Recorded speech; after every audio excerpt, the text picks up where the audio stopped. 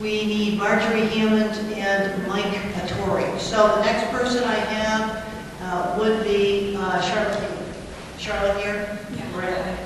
My name is Charlotte D. I'm not of a indulgent in lofty flights of rhetoric. God knows I'd love to, but I'll keep it simple. I'd just like to share a brief story from my childhood. When I was 4 years old, one day I was playing in my parents' bedroom, and I saw a commercial. Don't know what it was about. It was unrelated. I was 4 years old. I had no memory of what it was at the time, but I remember distinctly seeing two women in bride's dresses, holding hands and smiling. And I thought about it for a moment, and I came to the conclusion that in the big, wide world outside the fences of my mother's rose garden, a man who truly loved a man could marry him, and a woman who truly loves a woman could marry her. And this is the ironic bit. I thought about it a little more, fiddling with my plastic animals, and actually thought to myself, well, there's been a lot of years before I was born, and a whole lot of grown-ups out there who seem to be pretty smart. So I'm sure they'd have figured that out by now.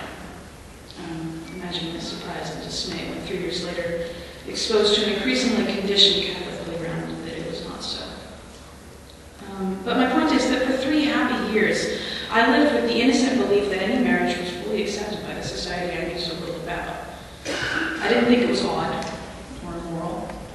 It didn't scar me in any way. I'm still straight, Christian, and damn proud of it. And in fact, that fateful realization colored my trust of the adults responsible for my upbringing, that adults were not as wise or all-knowing as they hoped. So when we talk about protecting the children, preserving the sanctity of the family, citing the confusion of our young churches, I propose that any intuition arguing against gay marriage is effectively an illusion, created by our own conditioning, just as we've created these vaguely defined gender paradigms for women and men, mothers and fathers, based on purely the evolutionary accident of our reproductive habits. It's condemnation by association, lumping together unrelated characteristics. Yes, children will be affected if they live in a world of gay marriage, but do we necessarily have to make it be for the worse? The traditional family was not at risk here, it never was. In fact, we seek to strengthen it today. The cultural labels of bride and groom, man and woman, are not a threat here, and never will be, at least by any fault of ours here today. So I'm not asking you to vote yes, because traditional marriage is being phased out, or I'm against sacred unions, or for immorality, for Christ's sake.